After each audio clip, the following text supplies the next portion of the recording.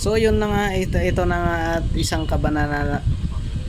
kabanata na naman ng Indian street foods ang papanoorin natin ngayong araw. At ito na nga at pinaghugasan pa nga ni Uncle. Yun o, naghugas siya sa mga binebenta niya na pagkain. At dito nga ay makikita natin na kahit anong klaseng sandok hindi sila gumagamit dahil kamay lang ang ginagamit nila. At sa mga nais mag-donate ng sandok para gamitin itong mga tinderong ito, pwede kayong mag-donate sa India. Meron kong silang kutsara.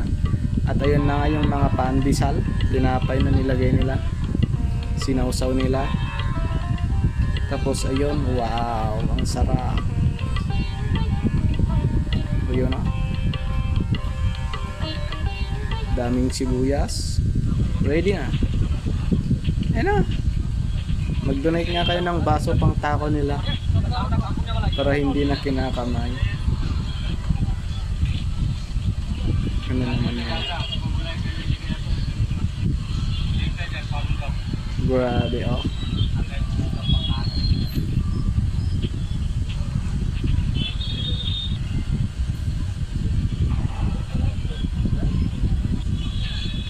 Oh, ano yan? Ice candy na large. Oh, yan. Isa na naman to. Kumakain sila. Yan o. So, flooring talaga oh.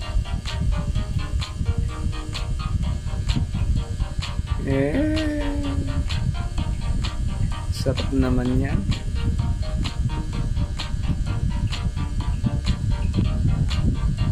Wow, isa rin to. Dinuduraan. Nagmumug siya tapos yung pinagmumugan doon dinudura. Ang nginunguya pala. Yung mga nginuya niya binabalik doon. Isa rin to.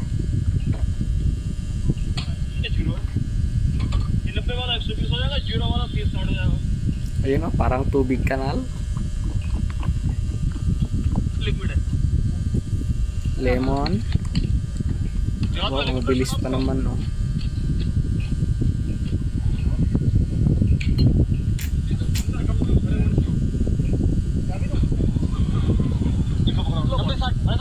Ayun na.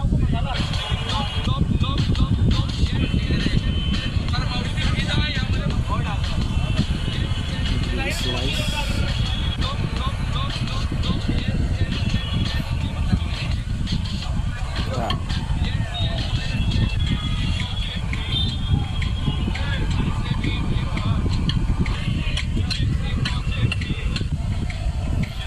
Sarap naman niya.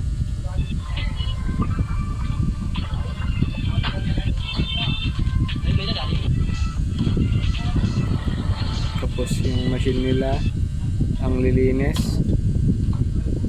Yun, kinakaod lang ng kamay gamit ang kamay. Bakit kasi ganun? Di padaan pa kasi sa kamay.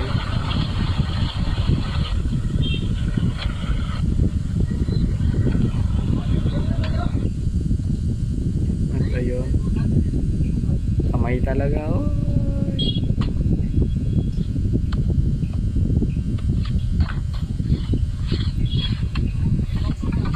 Yun na nga, luto na.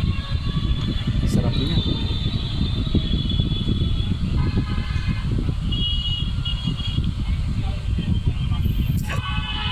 Ayun, naghuhugas si Uncle sa kanal.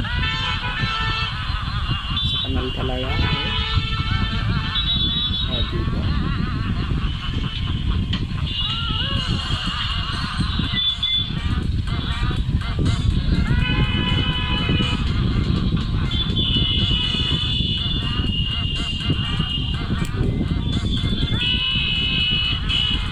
Wala na, bakterya na lahat yan.